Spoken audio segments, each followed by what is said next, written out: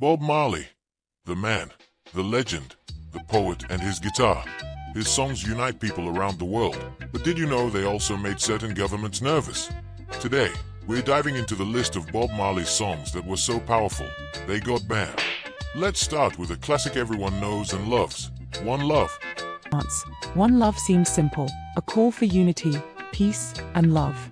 But in 1976 Jamaica, this tune hit too close to home. The country was in political turmoil. To some, Bob's call for unity wasn't just sweet sentiment.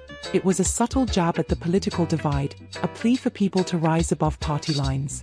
And what did the powers that be do? They banned it.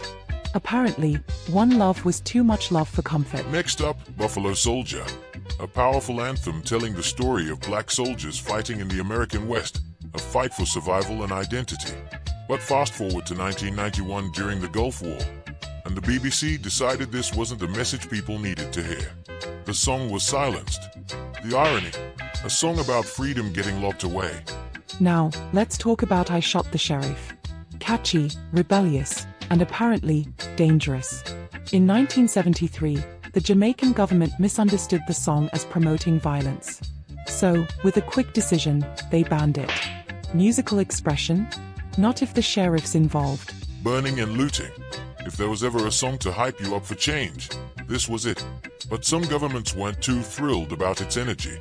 The song's perceived incitement to violence was too much for some leaders, and it was quickly sidelined. Sometimes, the truth really is too hard to handle. Rebel music. A haunting portrayal of police harassment and the daily struggles of ordinary people. In 1974 Jamaica, this didn't sit well with the authorities. The message hit too close to home, so they banned it, silencing yet another call against injustice. Bob Marley's music wasn't just local, it was global.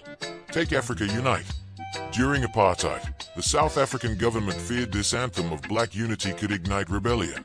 The song was restricted, because apparently, music could topple regimes. His story is one of the most remarkable of any world leader. Few in history have endured oppression with such little rancor, or overcome the oppressor with such little bloodshed.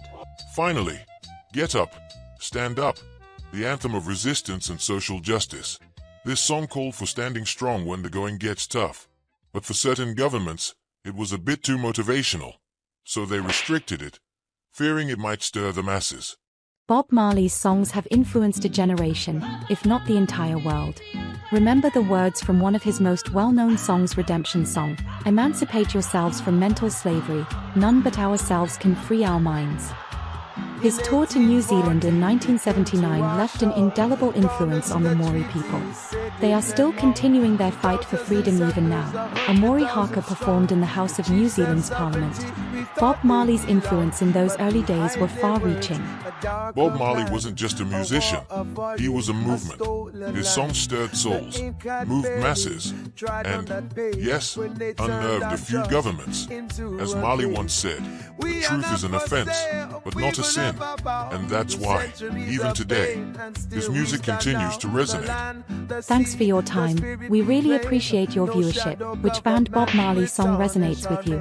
Drop your thoughts in the comments.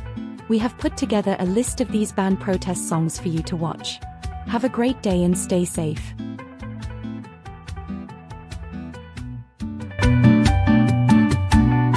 We are not for sale, we will never bow to centuries of pain, and still we stand now. New Zealand beware, we won't be betrayed. The Maori heart beats unafraid.